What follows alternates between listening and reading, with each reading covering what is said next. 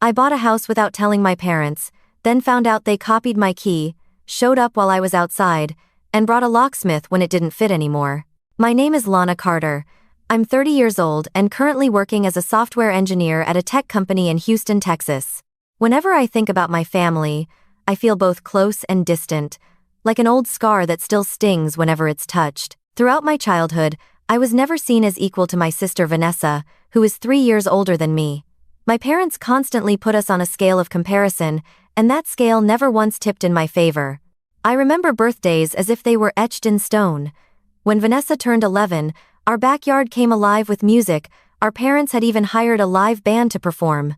Flags and decorations hung bright, tables were filled with sweets, and Vanessa's friends crowded the yard. And there I was, just an 8-year-old girl sitting quietly in a corner, caught between jealousy and sadness, wondering if my parents would ever do the same for me. 3 months later, when my birthday came, instead of a grand celebration, my mother quickly bought a small box of cupcakes from a nearby bakery, placed them on the kitchen table, and snapped a couple of careless photos. There were no friends, no balloons, no party, just her reminder, you should be grateful, because not every child gets a birthday cake like this. Christmas memories weren't any better. I still remember when Vanessa was 13, my father gave her a shiny pink bicycle, the expensive kind my friends often dreamed of having. That whole evening she rode proudly around the neighborhood, her laughter echoing as I sat there at 10 years old, clutching a cheap supermarket doll my mother had bought on discount. It was the only gift I received. Instead of happiness, all I felt was an empty, cold ache inside. My parents showered Vanessa with praise for being a grateful, well-behaved daughter, while all I heard was the same old line. You need to be thankful. Don't compare yourself to your sister. She deserves it because she's more obedient. As I grew older, those comparisons didn't fade. They became the very lens through which my parents saw me. Every one of Vanessa's accomplishments, from school awards to compliments from teachers, was retold proudly to relatives. My achievements, on the other hand, were brushed aside or followed with a remark like, "But she still has a lot of work to do." I learned to smile awkwardly, to stay quiet, to become nothing more than a shadow behind Vanessa. I was never allowed to demand, never allowed to be angry, and above all, I was always told to be grateful.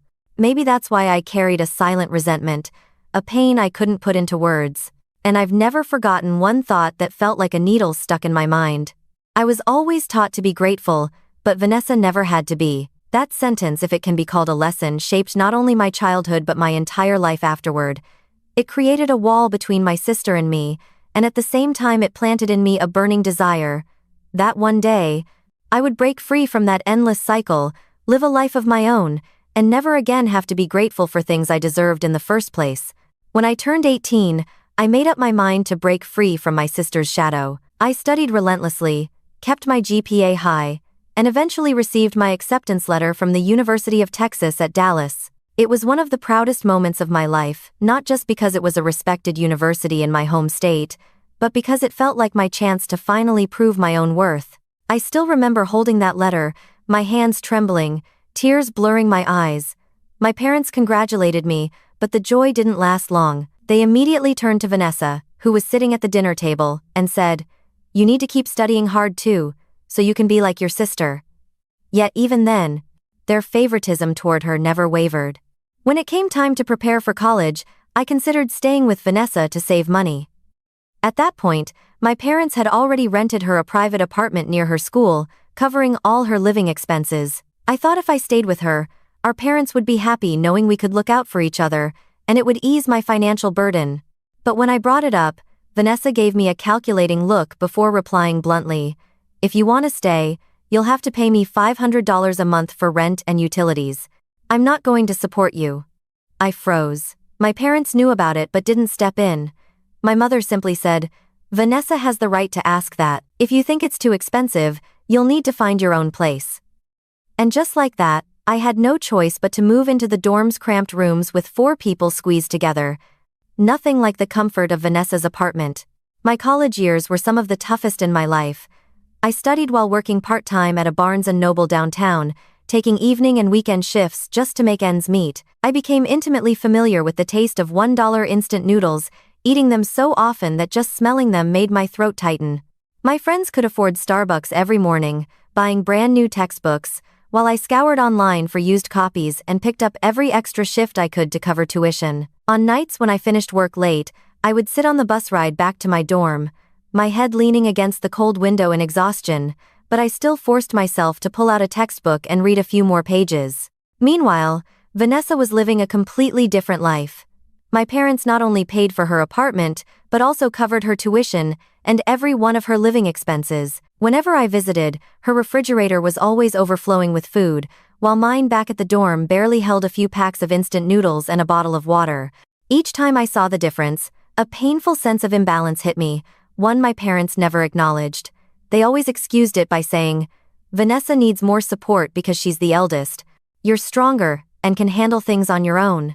But deep down, I knew it was nothing more than an excuse to justify their favoritism. That was how I lived through my 4 years of college. I studied day and night, taking on every job I could find, working in bookstores, serving coffee, wrapping gifts during the holidays.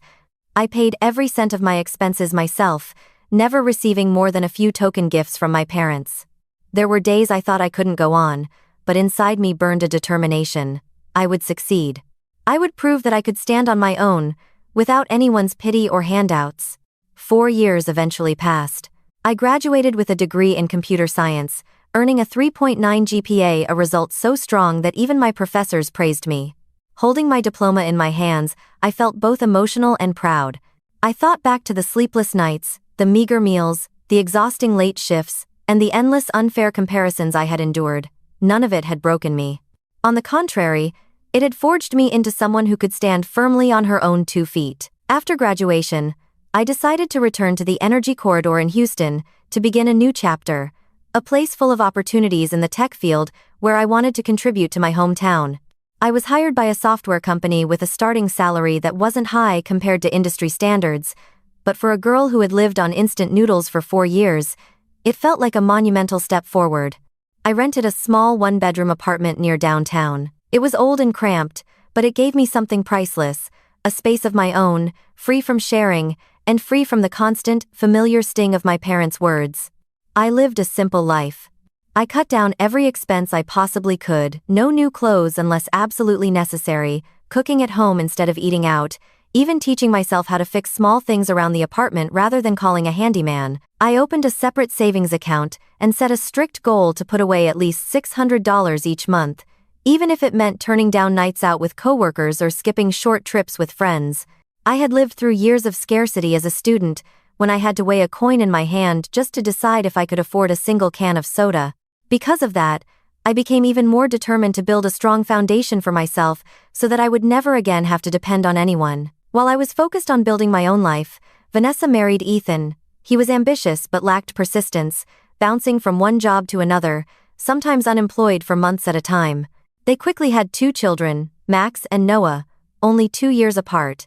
From the outside, it looked like Vanessa had a picture-perfect family: husband, kids, a house our parents had co-signed and paid the mortgage for, and their unconditional support. But anyone who looked closely could see that Ethan provided no stability, and Vanessa leaned on our parents to fill every financial gap. I still remember one phone call home when my mother sighed and told me Ethan had lost his job again, credit card debt piling high, and as if on cue, my father dipped into his savings to cover it all. Another time, Vanessa's car broke down on the freeway. My mother called me in the middle of my workday not to ask for help, but just to brag. "Your dad rushed straight out there, hired a tow truck, and paid for the entire repair." I could only force a weak smile, though inside I felt a bitter confusion. When I was away at college, my old car broke down more times than I could count. I had to handle it alone, calling Uber to get to work, skipping meals so I could afford a new set of tires. My parents never offered to help. All they said was, "You need to learn how to take care of yourself." But when it came to Vanessa, everything was different. It wasn't just about money. My parents also became the unwilling babysitters for my 2 nephews. They were constantly running back and forth between their house and Vanessa's, taking care of Max and Noah, often skipping family gatherings I had looked forward to. The day I told them I'd received my very first promotion, they barely listened before cutting me off so they could gush about how Max sang in preschool and the teacher praised him. At the rare dinners where I was present, The conversation always revolved around the kids, while I sat there like an outsider just listening. I was jealous, of course, but more than that, I felt a deep, lingering bitterness. I had worked twice, even 3 times as hard to build a career of my own, but in my parents' eyes, nothing I achieved seemed to matter as much as the fact that Vanessa had children. I was the daughter who had to be independent, the one burdened with the responsibility of not bothering the family, while Vanessa was the daughter who needed protection and support. There were nights I sat alone in my tiny apartment, staring at my steadily growing savings account. I felt proud, yes, but also incredibly lonely. I knew I was on the right path, yet I also knew that to my parents, I would always be nothing more than a shadow trailing behind Vanessa. Still, I never fought back or argued. I didn't want to waste time on a battle whose outcome was already decided. I chose silence, swallowing my hurt and pouring all my energy into work. I told myself, one day, everything I've built will stand as the clearest proof. I don't need anyone's recognition, as long as I know I've done it. That belief kept me standing tall, step by step, building my savings for the most important decision of my life, buying a home of my own, a house no one else could ever claim. After a few years of working, the strain of renting started to weigh on me. At first, living in a small 1-bedroom apartment felt fine. I had freedom, my own space, no interference. But the longer it went on, the more I realized how temporary it all was, paying over $1,000 each month, only to be left with nothing but receipts. I looked at my savings book thickening year after year, thought of all the sleepless nights at work and the cold-packed lunches I ate just to save money, and I knew I deserved more than this. I needed a place that was truly mine, a home I could call my own, not just another stop along the way. The thought of buying a house started as a small spark and then grew into something I couldn't ignore. But I didn't want to buy in the city center.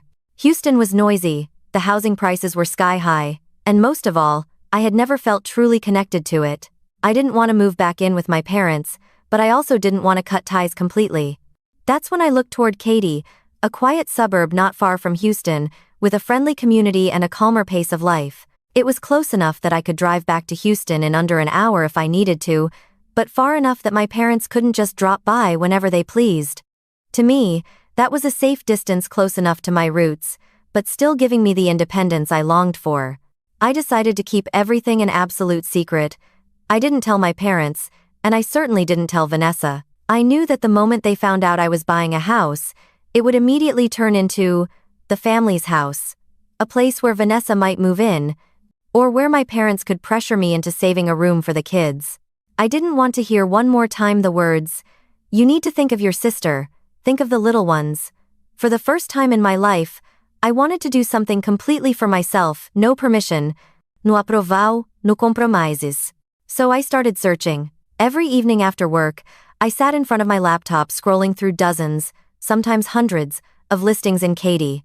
I calculated everything in detail, how much space I really needed, what price matched my savings, the commute back to my office in Houston.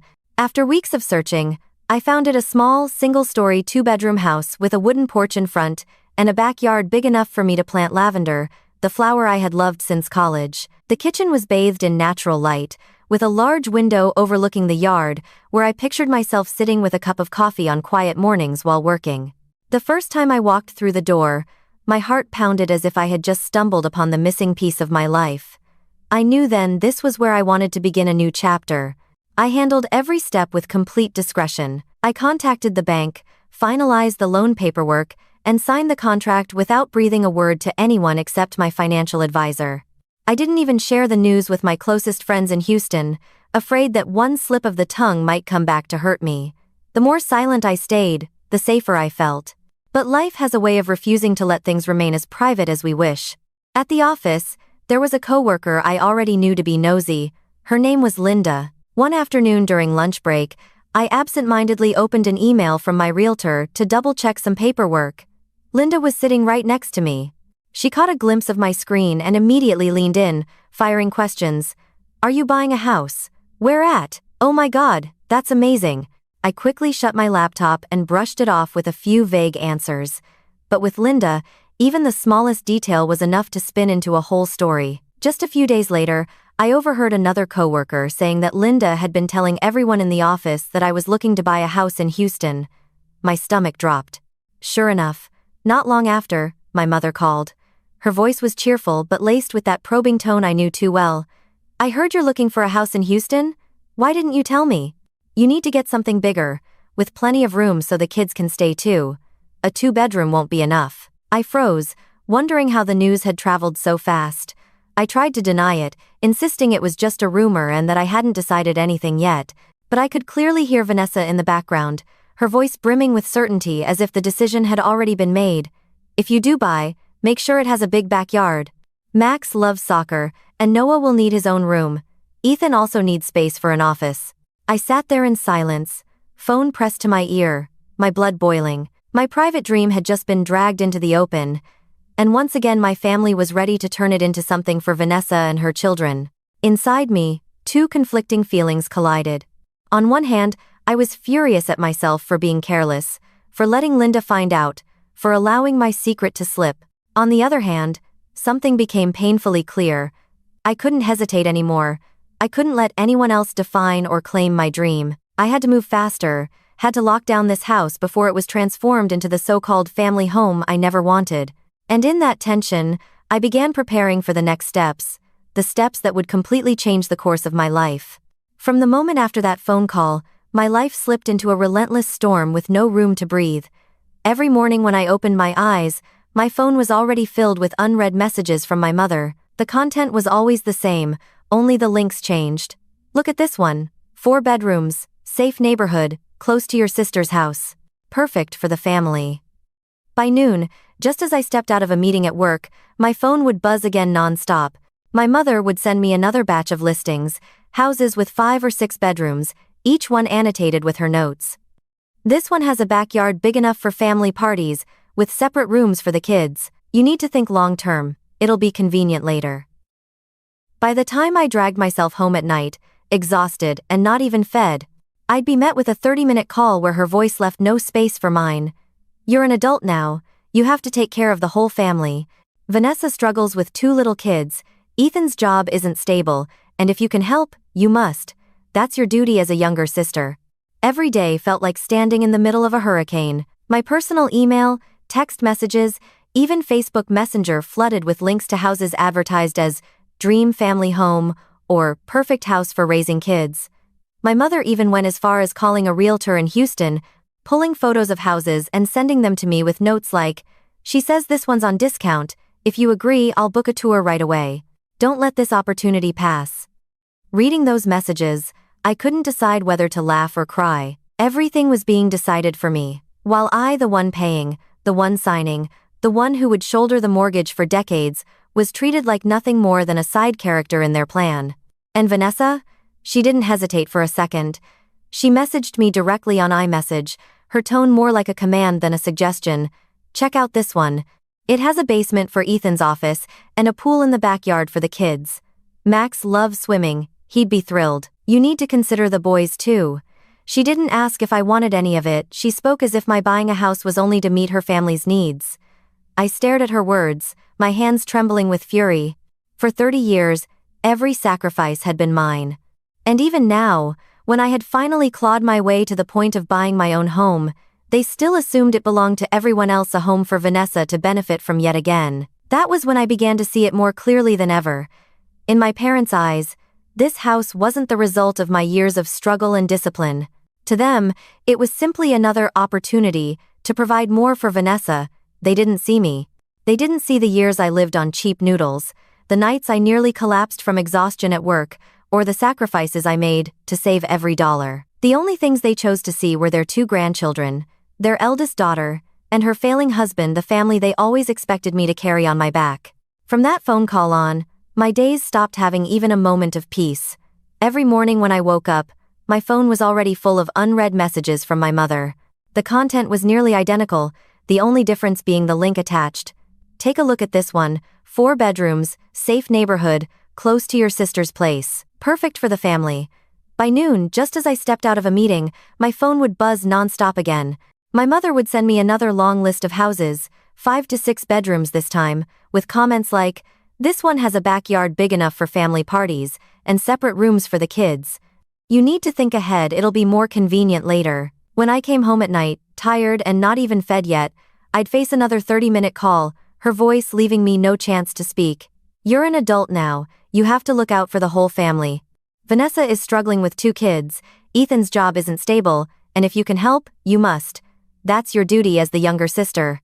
Every day felt like living in the center of a storm. My personal email, my texts, even Facebook Messenger were flooded with links to houses with flashy titles like Dream Family Home or Perfect House for Raising Kids. My mother even went so far as to call a realtor in Houston, collect pictures of listings, and send them to me with the note, "She says this one's on sale. As soon as you agree, I'll book a showing." Don't miss the opportunity. Reading those messages, I didn't know whether to laugh or choke back tears. Everything was being decided on my behalf, while I, the one putting down the money, signing the paperwork, carrying the mortgage, was treated like nothing more than a supporting character in their plan. And Vanessa? She didn't even pretend to be subtle. She texted me directly on iMessage, her tone sounding more like an order. "Check this one out. It has a basement for Ethan's office and a pool in the backyard for the kids. Max loves swimming, he'd be thrilled. You really need to consider them too." She didn't ask me whether I wanted the house. She spoke as though my purchase existed solely to serve her family's needs. I stared at those words, my hands trembling with anger. For 30 years, every sacrifice had been mine. And even now, when I finally had the strength to buy a home of my own, they still treated it as if it were communal property, a roof under which Vanessa would once again reap the benefits. It hit me more clearly than ever.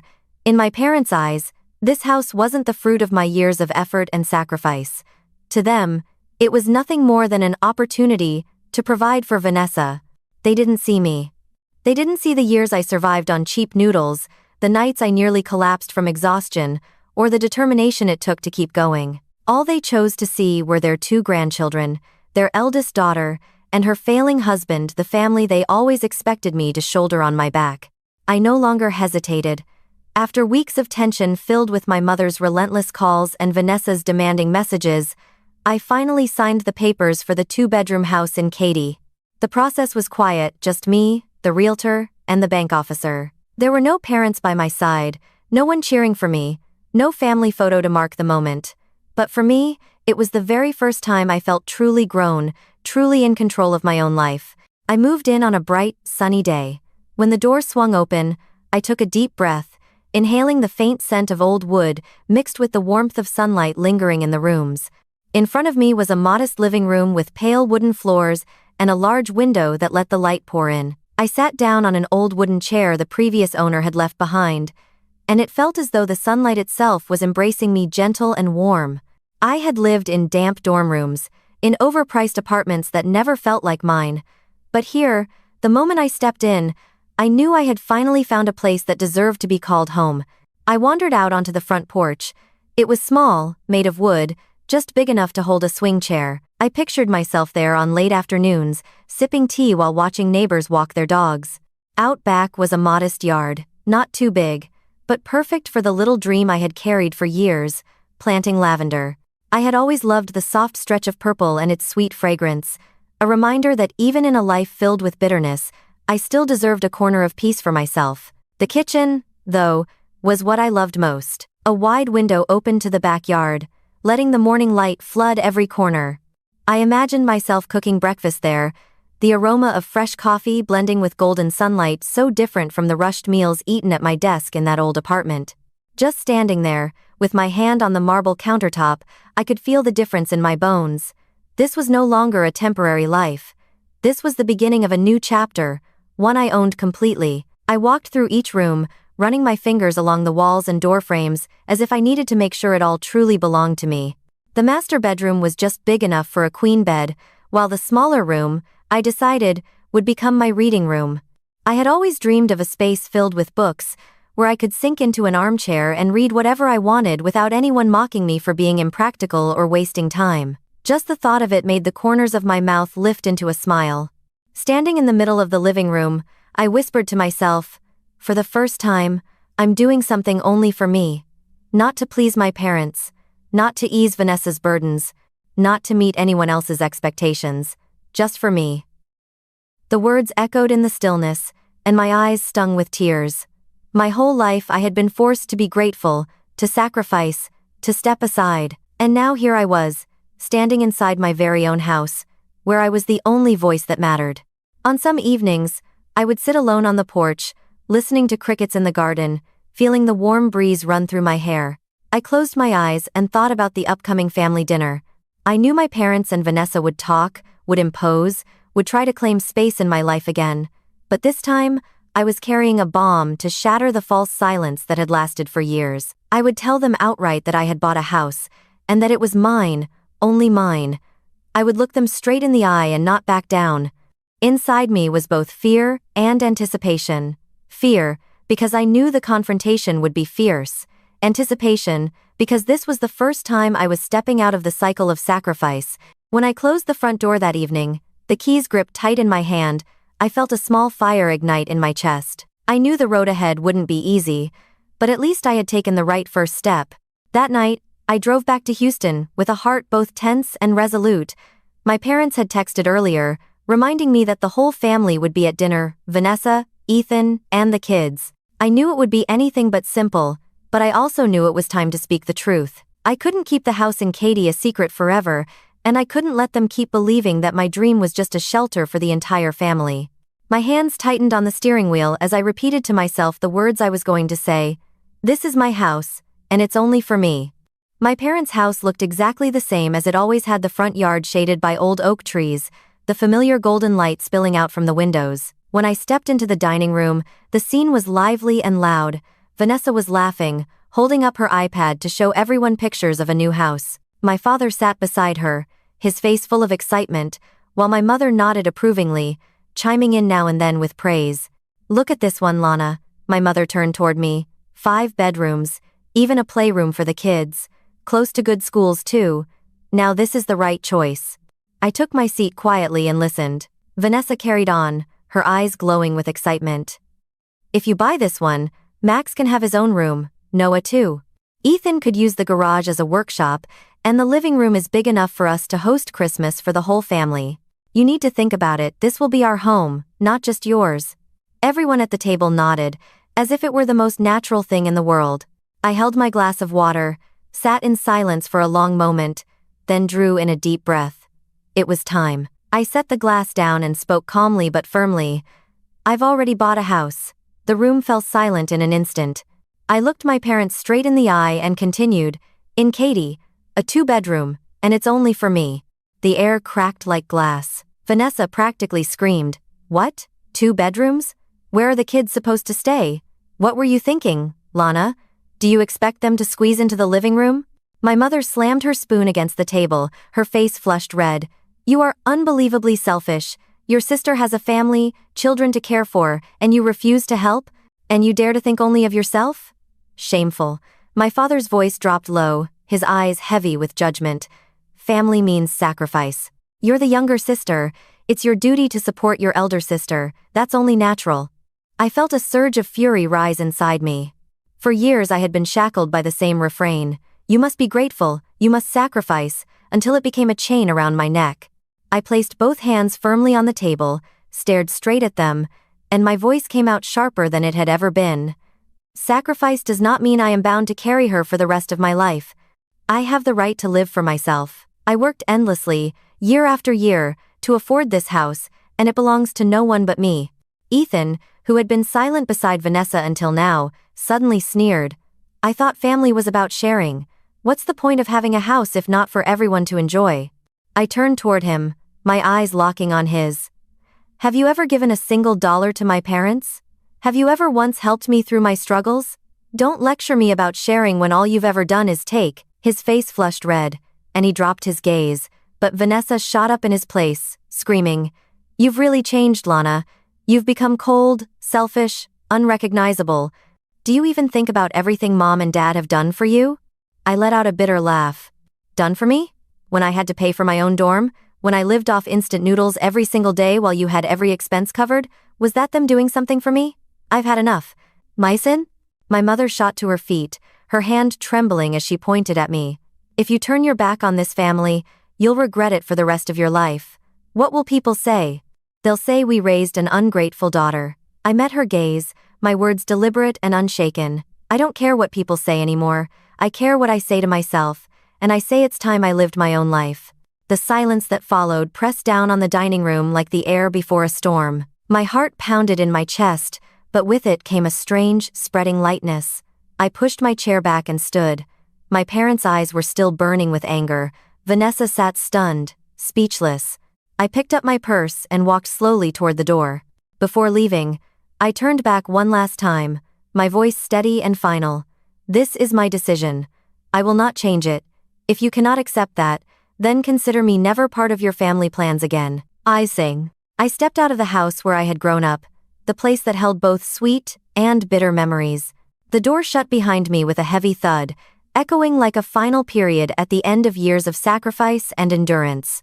Standing in the yard, I drew in a long breath of Houston's hot, humid air, and for the first time in my life, I felt I had done something right for myself.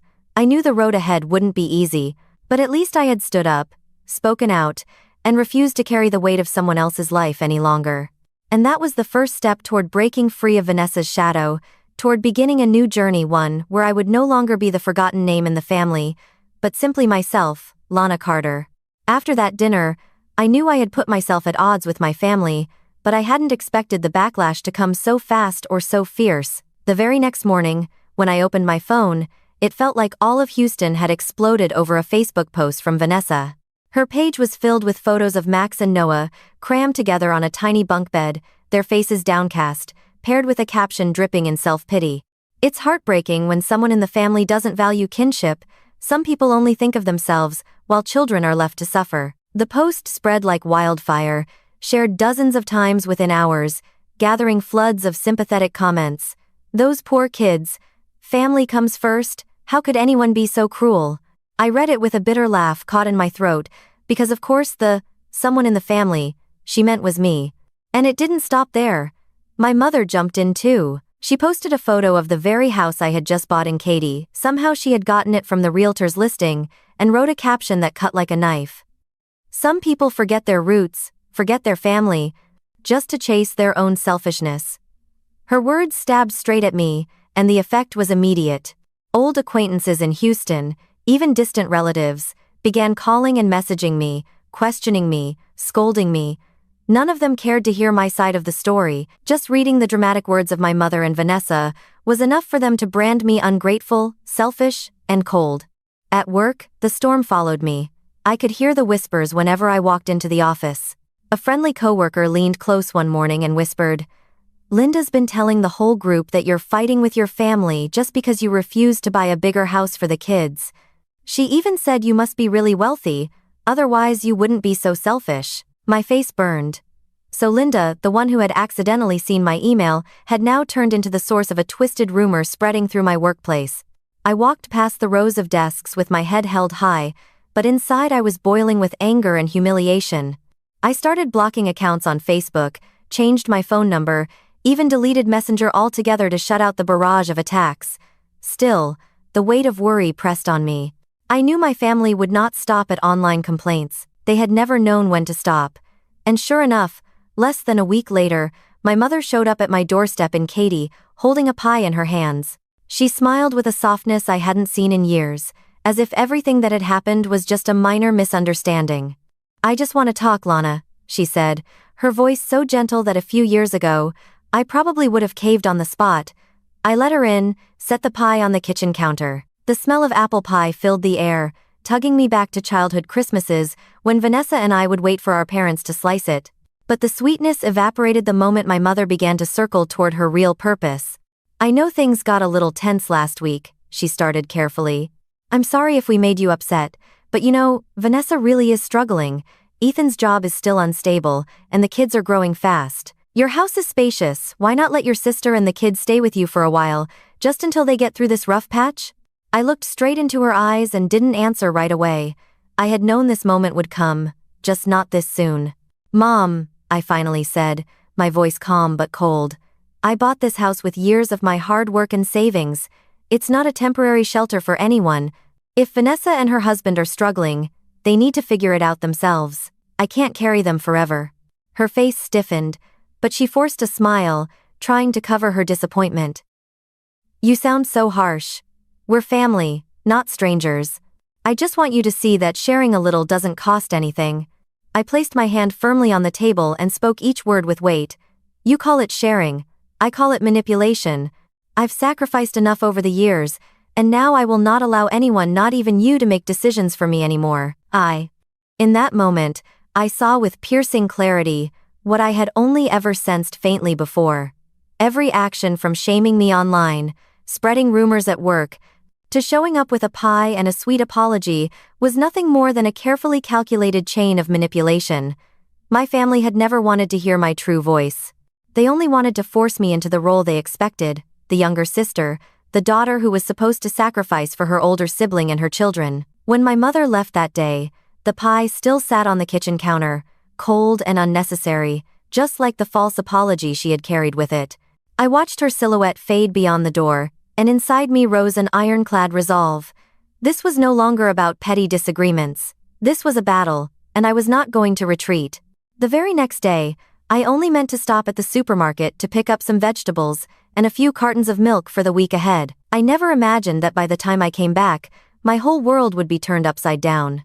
From a distance, as soon as I turned onto the narrow street leading to my house, I saw Vanessa's silver SUV parked squarely in front of my door. My stomach dropped with a sickening sense of dread. Slowly, I pulled over to the curb, my eyes fixed on the house. The curtains shifted, just slightly, and I knew without a doubt someone was inside. I hurried up the porch steps, unlocked the door with my key, and the sight that met me made my blood run cold. My living room was in chaos, boxes shoved around, furniture out of place. Max and Noah were running wild, toys scattered across the floor, shrieking and laughing as if it were their own home.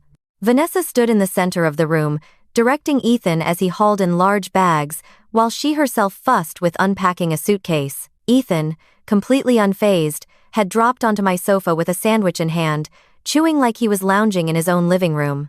I could hardly believe my eyes. "What the hell are you doing in my house?" I shouted, my voice shaking with rage. Vanessa turned, not the slightest trace of guilt on her face, just a shrug. "Mom gave us the key. We thought about it, this house suits my family better. You don't need all this space living alone." Ethan chimed in between bites, his words muffled with food. "Yeah, it's a good spot. Close to the school, backyard's great for the kids. You should be glad you're helping out your family." My head buzzed, as if it were about to split. All the sweat and years of saving, all the sacrifices I had made, were suddenly reduced to nothing more than a convenient place for them to move into. I gripped my house key so tightly it dug into my palm, drew in a deep breath to steady myself, and pulled out my phone. "I'm calling the police right now. This is my house, and you have no right to be here." Vanessa let out a dry laugh, as if I were bluffing. "Oh, come on, Lana, don't be dramatic. This is family. Who calls the cops on their own sister and nephews?" I locked eyes with her, pressed the call button, and spoke clearly into the line. "I'd like to report a trespassing. The address is..." My family entered my house without permission and are refusing to leave. The room snapped tight with tension. Ethan shot to his feet, his face flushed red. "You actually called the cops? Are you insane?" Vanessa's expression hardened, her voice rising into a shrill pitch. "What will the whole neighborhood think when they see you dragging the police here to throw out your own sister and her kids? You'll make a fool of yourself." 1. I was shaking, but my voice rose louder than the pounding of my heart. "I don't care what anyone else thinks. I care what I think, and I think you've crossed the line." 15 minutes later, a patrol car pulled up in front of the house. Curious neighbors peeked through their curtains. 2 officers stepped inside, their eyes sweeping over the chaos in the living room. I pointed directly at Vanessa and Ethan. "They are not allowed to be here. The deed and mortgage are under my name." They refused to leave when I asked. Vanessa immediately burst into tears, clutching her boys dramatically to her chest. "Officer, we're just family. My sister is heartless, she wants to throw her own nephews out on the street." Ethan raised his voice, defiant. "This is a family matter, you don't need to get involved." But I was ready.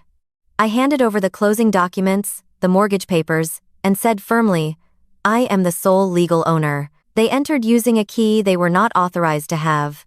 "I am asking that they leave immediately." One of the officers nodded and turned to Vanessa. "Ma'am, if you do not leave, we will have to proceed under the law regarding unlawful entry." Vanessa's eyes flashed with rage, But under the weight of the neighbors' stares gathering at the porch, she reluctantly began packing up. Ethan cursed under his breath, scooping Noah into his arms, while Max, pouting, kicked one of my boxes on the way out. The door closed behind them, leaving the living room in chaos. I stood there, shaking with adrenaline, but inside me rose a wave of release. I had done something I never thought I'd have the courage to do: confront them, call the police, and stand my ground. For the first time in my life, I no longer cared what other people would think. The only thing that mattered was what I thought, and I knew I was right. The very next morning, I called a locksmith and had every lock in the house replaced. I installed a full security system, cameras around the property, a video doorbell, window sensors. I wasn't going to let anyone, not even family, step into my life again without my permission. I kept the police report, photographed the mess they left behind, and filed everything neatly in a folder. I knew this battle was far from over. That afternoon, I called David, a college friend who was now a civil attorney. He listened calmly as I recounted everything, his voice steady. "Lana, what you went through is unlawful entry. You need a formal legal warning immediately. I'll draft a cease and desist letter for your parents and Vanessa. If they try this again, you'll be in a position to sue." Sitting in my living room, looking out at the small garden, my chest tightened. I had never imagined having to drag my parents and sister into legal territory, but I also knew that if I didn't, they would keep crossing every boundary I tried to set. When David sent me the draft, I read each cold, precise line. Any acts of trespass, occupation, or harassment will be considered violations of the law. Any recurrence will result in legal action. I printed it out, set it on the table, my fingers trembling. But then a strange sensation came over me: relief. For the first time, I had a formal shield protecting my freedom. That night, I sat on the porch, watching the streetlight spill across the yard, the evening breeze brushing against my skin. I remembered the moment the police escorted Vanessa and her family out in front of the neighbors. Yes, I had been embarrassed, shaken to my core, but above all, I had stood up, and in that moment, I knew one thing for certain: I would never again return to being the grateful, self-sacrificing shadow they expected me to be.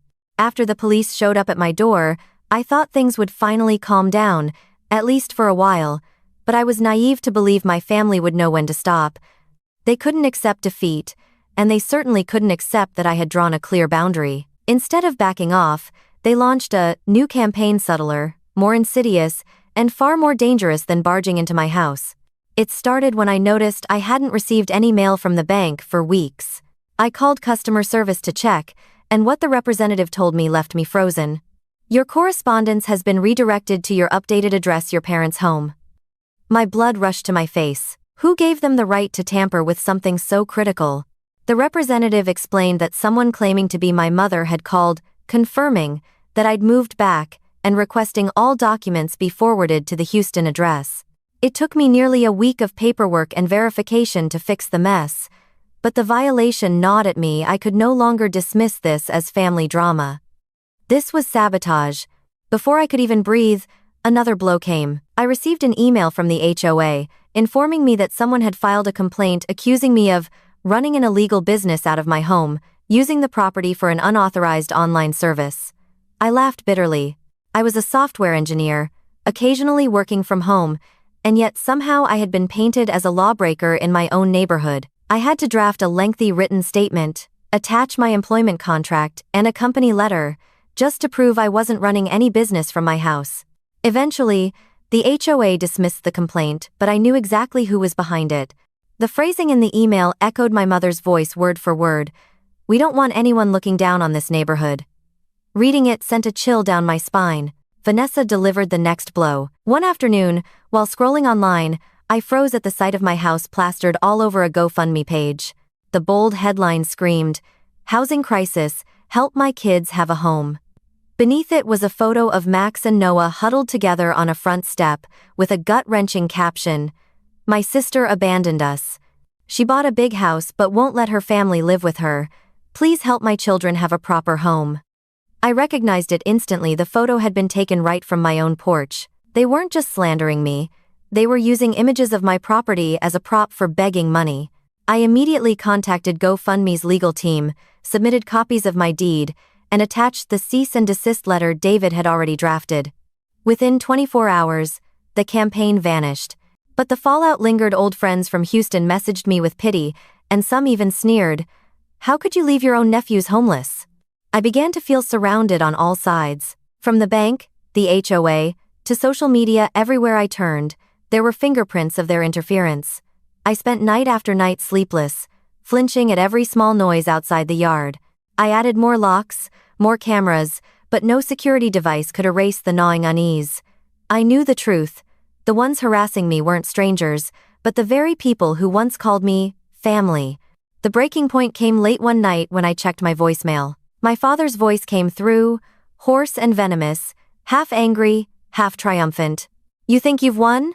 Don't think moving out of Houston means you're safe. We've planned to move into that house for a long time, whether you agree or not. Now you've embarrassed your mother, humiliated this family. I swear, I won't let you live in peace." I replayed the message again and again, each time feeling like a hand was tightening around my chest. They weren't even pretending anymore. All my life, I'd been made to feel ungrateful if I refused to sacrifice. But now, they themselves had admitted the truth. It had never been about love, only about a plan, a scheme to turn my hard work into Vanessa's gain. I saved the recording and sent it to David. His reply was short but firm. "Good. This is the evidence we need. Don't delete it. And don't let fear push you backward." Holding the phone in my hand, I felt something strange pain. Yes, but also resolve. I knew the fight was far from over, but for the first time in my life, I had proof of what I had always felt. The so-called sacrifice they praised was nothing more than a mask for greed and endless favoritism. I sat down, opened my laptop, and began documenting everything from the very beginning. From the day Linda exposed my house search, to the relentless pressure, to the break-in, and now the subtle smear tactics. I titled the file, "Evidence, the Battle for Freedom." That night, instead of fear, I felt an eerie calm.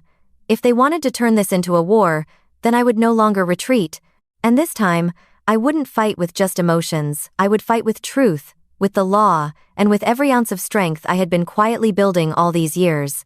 The big family meeting was scheduled at my parents' old house in Houston on a sweltering Sunday afternoon. From early morning, my phone buzzed non-stop with messages. "You must come, Lana. We need to resolve this in front of Grandma, your aunt, and all your cousins. Don't you dare be absent." I read the texts with a cold smile. For 30 years, every time they said, "Resolve family matters," it had always meant one thing: forcing me to surrender. But this time, I was walking in armed. When I stepped inside, the living room was already packed. My grandmother sat in her armchair in the corner, her face etched with worry. Aunt Martha leaned in to whisper with one of my cousins, while the others watched in heavy silence. My father stood in the center of the room, his expression severe, my mother seated at his side. Vanessa lounged on the sofa, eyes red and puffy, as if she had spent the entire day crying for sympathy. On the coffee table, my father had laid out a thick stack of papers, no doubt the story they had prepared, carefully crafted to paint me as the traitor of the family. He began with a voice full of theatrics. "Everyone here knows we're going through a difficult time. Vanessa and Ethan, with their 2 little ones, don't have a stable home. Meanwhile, Lana bought a house but refuses to share it. We've called you here to witness the truth. After all the years we raised her, supported her, gave her everything, she has forgotten her roots, abandoned her sister, and turned her back on her own blood." Len. My mother chimed in, her voice trembling for effect. "I've sacrificed so much for her, and now she even called the police to throw us out of her house. Tell me, what kind of daughter does that to her own parents?" Vanessa didn't miss her cue either. She burst into sobs, burying her face in her hands. "I just wanted my children to have a decent place to sleep, but my sister is cruel and selfish. I don't understand how she can live with herself." A wave of murmurs rippled through the room. I caught Aunt Martha's doubtful stare, saw a few cousins shaking their heads in disappointment. I knew that if I let this charade continue, I'd once again become the shadow they'd painted me into, the ungrateful daughter, the one who never thought of her family. I drew in a deep breath, then set my document bag on the table and unzipped it. "I have a story too," I said, my voice steady but carrying across the entire room. "And this one is based on truth, not rehearsed lines." I handed out copies of financial records to my grandmother and Aunt Martha. These proved that through 4 years of college, I paid my own dorm rent and all expenses, while Vanessa's tuition, private apartment, and living costs were fully covered by our parents. The room fell silent. I opened my laptop and hit play on a clip from my security cameras. On the screen, my mother and Vanessa appeared outside my Katy house, fumbling with keys, even bringing a locksmith to break in. My grandmother covered her mouth with a trembling hand. Aunt Martha stared in shock. A few cousins gasped aloud. "Oh my God!" But I wasn't finished. I pulled out my phone, tapped a file, and let my father's voicemail blast into the room. "You think you've won? Don't think moving out of Houston means you're safe. We've planned to move into that house for a long time, whether you agree or not." His furious voice cut through the air like a knife, so heavy it smothered every sound in the room. Now every pair of eyes shifted to my parents. No one was looking at me as the traitor anymore.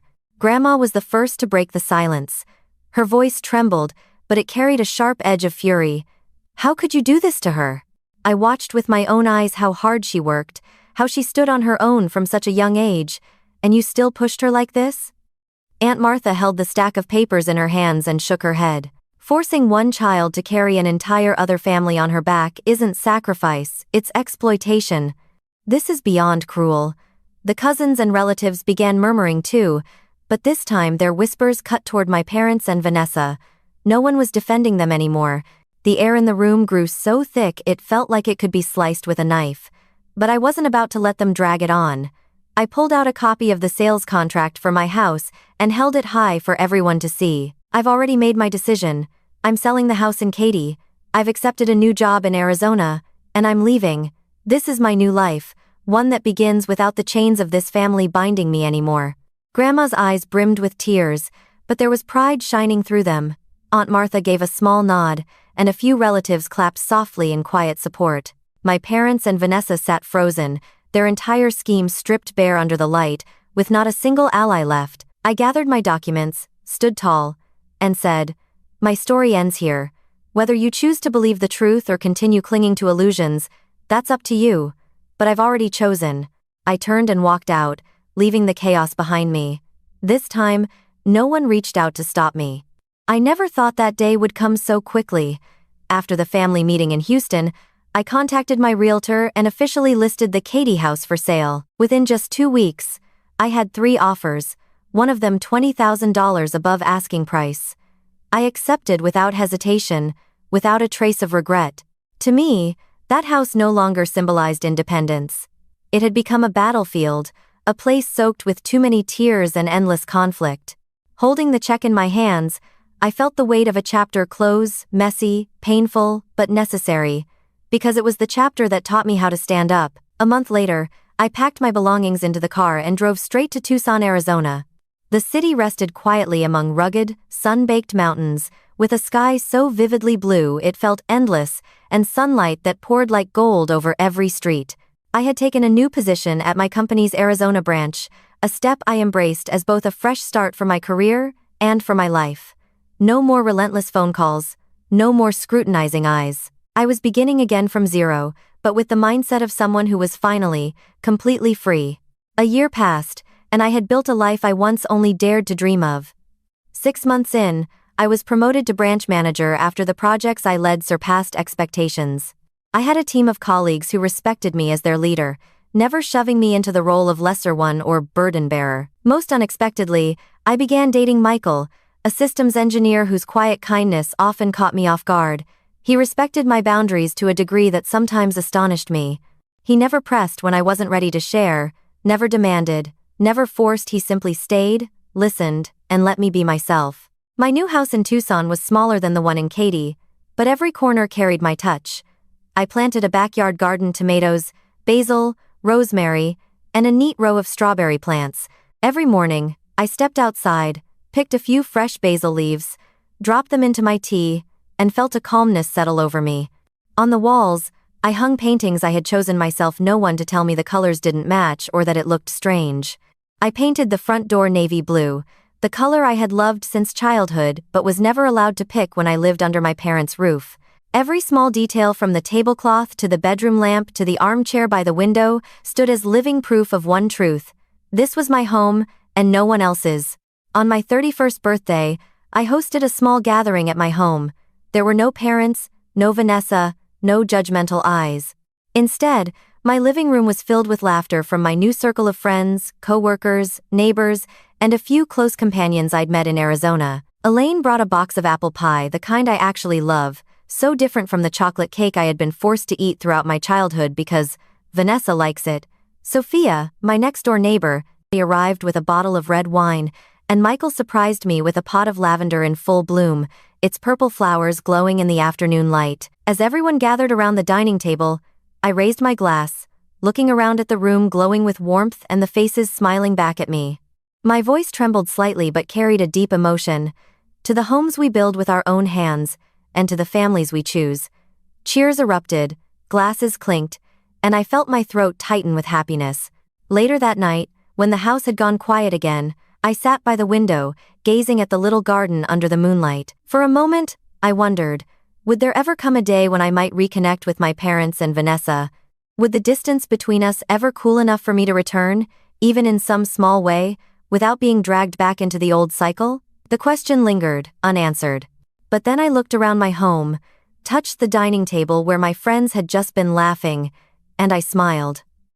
I didn't need the answer right now. In this moment, I had a career, I had friends, I had a relationship blooming into something steady, and above all, I had freedom, the very thing I had yearned for my whole life.